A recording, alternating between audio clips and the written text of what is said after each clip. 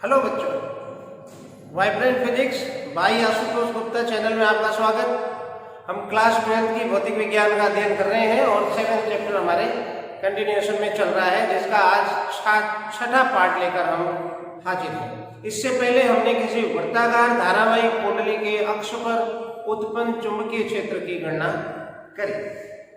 आज हम ये जानेंगे कि यदि ये धारावाही लूप छोटा हो, हमने किसी वृत्ताकार धारावाही कुंडली या लूप के कारण उसके अक्ष पर चुंबकीय क्षेत्र ज्ञात किया था। यदि ये लूप छोटा हो तो हम आज ये समझेंगे कि किस तरह से ये एक चुंबकीय द्विध्रुव की तरह से व्यवहार करता है। द्विध्रुव यानी जिसमें दो चुंबकीय ध्रुव हो, एक ध्रुव चुंबक में N और एक S, यानी एक चुंबकीय छड़ के रूप में व्यवहार करेगा एक छोटा धारावाही लूप। चले शुरू करें। तो मेरे को हम जानते हैं किसी धारावाही वृत्ताकार लूप के कारण उसके अक्ष पर उत्पन्न चुंबकीय क्षेत्र कितना होता है। याद करें, इससे पिछले वीडियो में बी एट अक्ष that is μ0 Ni r square upon 2 r square plus x square raise to the power 3/2 ये अक्ष पर उत्पन्न चुंबकीय क्षेत्र था। यदि मैं इस एक लूप ले लूं और इस लूप की त्रिज्या को कैपिटल R लूं, इस त्रिज्या कैपिटल R, तो केंद्र से x दूरी पर किसी बिंदु P पर ये चुंबकीय क्षेत्र होगा। ये हम पिछली क्लास में सीख चुके हैं। आज हम ये देखने वाले हैं कि ये लूप यदि छोटा हो, यदि छोटा धारावाही लूप होगा तो उसके लिए क्या शर्त होगी। तो हमें इस पद को देखना है जहां सिर्फ फर्क यहीं पे पड़ेगा, क्योंकि यदि छोटा धारावाही लूप होगा तो उसकी त्रिज्या कम होगी x की तुलना में। x की तुलना में जब त्रिज्या कम होगी तो ऐसी स्थिति में हम इस त्रिज्या को नगण्य मानकर छोड़ सकते हैं। क्यों? क्योंकि ये कह रहा है कि x के स्क्वायर में r के स्क्वायर को जोड़ो। r जो कि x की तुलना में पहले से ही छोटा है, स्क्वायर कर देने पर और छोटा हो जाएगा और इसलिए ये नगण्य हो जाएगा इसकी तुलना, तो हम छोड़ सकते हैं। मैं लिखूं यदि r is very very less than x तो r स्क्वायर को और भी ज्यादा लेस देन हो जाएगा। अतः हम r square plus x square को लगभग x स्क्वायर के बराबर मान सकते हैं। उस स्थिति में ये फॉर्मूला कुछ इस प्रकार हो जाएगा। अतः b एट अक्ष is μ0 Ni r square upon 2x square raise to the power 3/2। इसको हमने x स्क्वायर ले लिया और आप समझ लें 2 से ये 2 कैंसिल, तो ये हो गया x क्यूब। ये स्थिति आएगी। अब इसको थोड़ा हम आगे बढ़ा के देखें तो समझ में आएगा कि ये है क्या। इसे समझें तो मैं एक काम करता हूं, मैं 2π की ऊपर और नीचे अंश और हर में गुणा कर देता हूं, मल्टीप्लाई कर देता हूं, तो b बनेगा b एट अक्ष इज μ0 अपॉन 2π किया मैंने और नीचे भी 2π करूंगा तो μ0 अपॉन 2π किया तो 2 से 2 क्या हो जाएगा, 4π हो जाएगा। और अभी मुझे ऊपर 2π की मल्टीप्लाई करना है, तो मैं इसको Ni को तो ऐसे ही लिखता हूं और 2π का मैंने अंश में मल्टीप्लाई यानी गुणा कर दिया अपॉन x क्यूब। और इस 2πr² को आप देखें तो क्या है, 2πr² को मैं ऐसे लिख सकता हूं, μ0 बाई 4π ni πr² है। यहाँ पर ये क्षेत्रफल है किसका, तो त्रिज्या किसकी, इस लूप की, तो इस लूप के तल का क्षेत्रफल है। इसके πr² को मैं क्षेत्रफल कैपिटल A लिख देता हूं और ये जो 2 है इस 2 को मैं आगे ले लेता हूं अपॉन x³।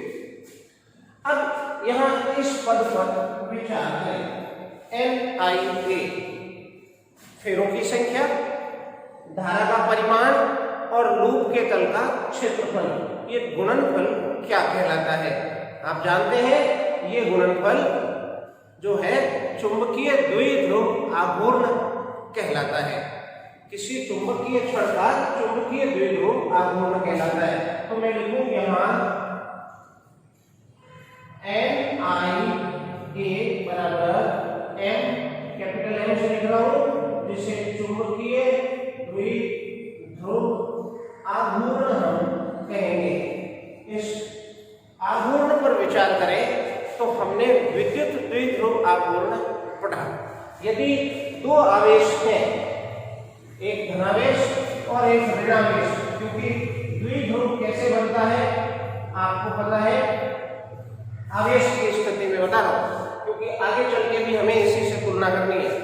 तो इसका द्विध्रुव आघूर्ण बनता है that is P is Q into 2a, आवेश और दोनों ध्रुवों के बीच की दूरी।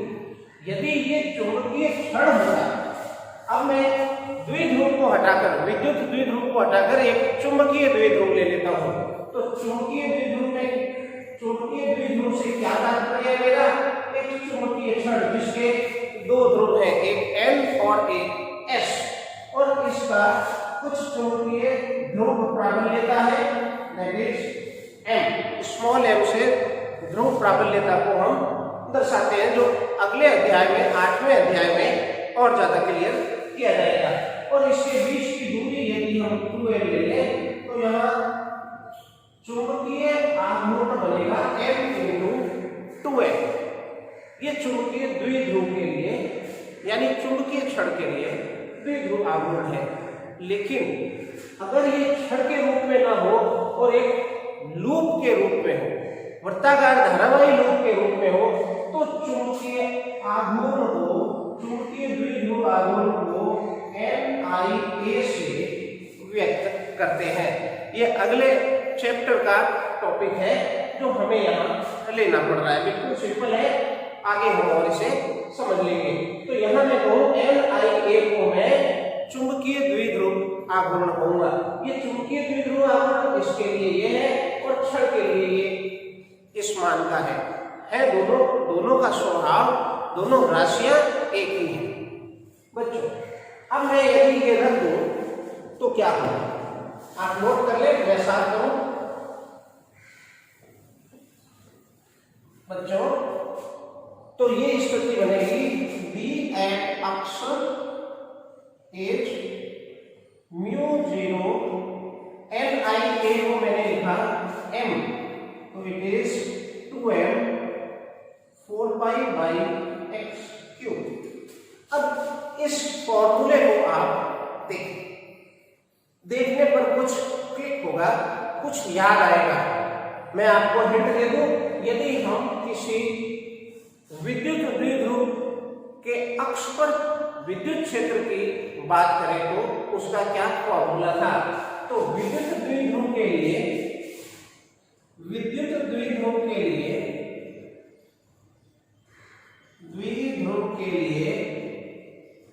हम जानते हैं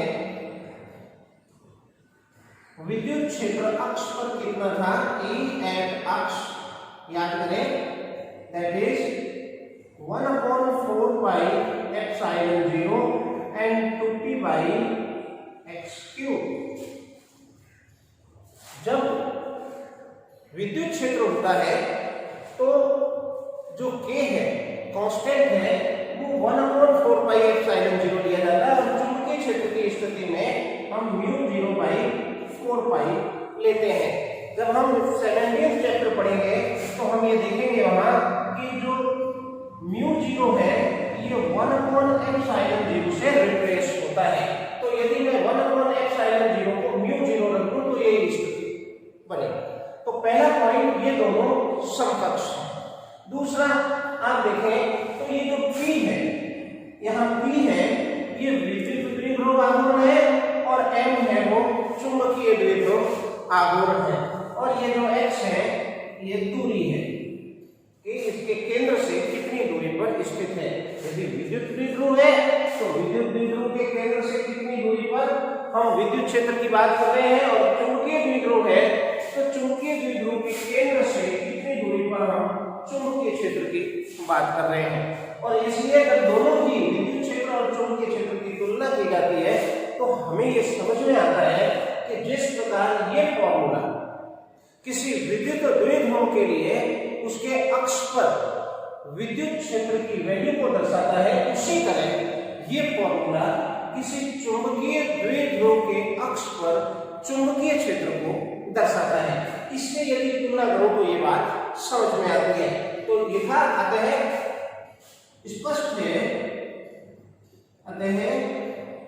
स्पष्ट है कि इसको समीकरण नंबर 2 दे दो, पहले वाले को 1 दे देना कि समीकरण 2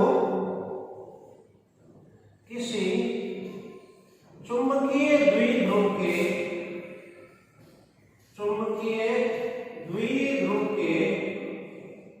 अक्ष पर उत्पन्न चुंबकीय क्षेत्र का व्यंजक है। ये समझ में आया? ये एक चुंबकीय द्विध्रुव के कारण उसके अक्ष पर उत्पन्न चुंबकीय क्षेत्र का व्यंजक है। हम लेके चले थे वृत्ताकार धारावाही कुंडली के अक्ष पर चुंबकीय क्षेत्र, और हमने एक शर्त डाल दी छोटे धारावाही लूप, और जैसे ही छोटे धारावाही लूप को हमने शर्त में डाला वैसे ही हमें समझ में आया कि अरे छोटा धारावाही लूप तो एक चुंबकीय द्विध्रुव की भांति व्यवहार करता है, क्योंकि जैसे छोटा लूप यानी r x डाला और आगे सॉल्व किया तो हमें ये फॉर्मूला मिला, और ये फॉर्मूला तो इससे तुलना करके देख रहे हैं। तो जिस प्रकार ये विद्युत द्विध्रुव आघूर्ण विद्युत द्विध्रुव के कारण अक्ष पर चुंबकीय क्षेत्र है, उसी तरह से ये चुंबकीय द्विध्रुव के कारण उसके अक्ष पर चुंबकीय क्षेत्र है। अर्थात ये किसी चुंबकीय द्विध्रुव के कारण चुंबकीय क्षेत्र है, जबकि हम लेके चले थे धारावाही लूप और फॉर्मूला कह रहा है चुंबकीय द्विध्रुव। अर्थात जो चुंबकीय द्विध्रुव की भांति ही ये जो धारावाही लूप है व्यवहार कर रहा है। अर्थात एक धारावाही लूप चुंबकीय द्विध्रुव की भांति व्यवहार करता है यदि ये लूप छोटा हो, यानी इसकी त्रिज्या अल्प हो। तो मैं लिखूं व्यंजक है, अतः हम कह सकते हैं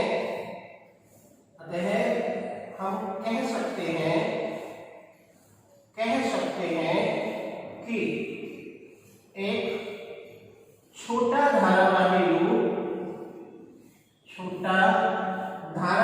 लूप चुंबकीय द्विध्रुव की भांति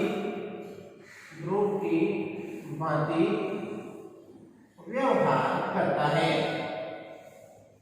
ये बात सिद्ध हो गई, और प्रश्न बनेगा सिद्ध कीजिए एक छोटा धारावाही लूप, वृत्ताकार धारावाही लूप एक चुंबकीय द्विध्रुव की भांति व्यवहार करता है। आज इतना ही। अगली क्लास में मैं फिर आपके सामने उपस्थित होऊंगा और एक नया टॉपिक हेल्महोल्ट्ज कुंडली लेकर हाजिर होऊंगा। तब तक के लिए आज्ञा दीजिए और पढ़ते रहिए। Thank you.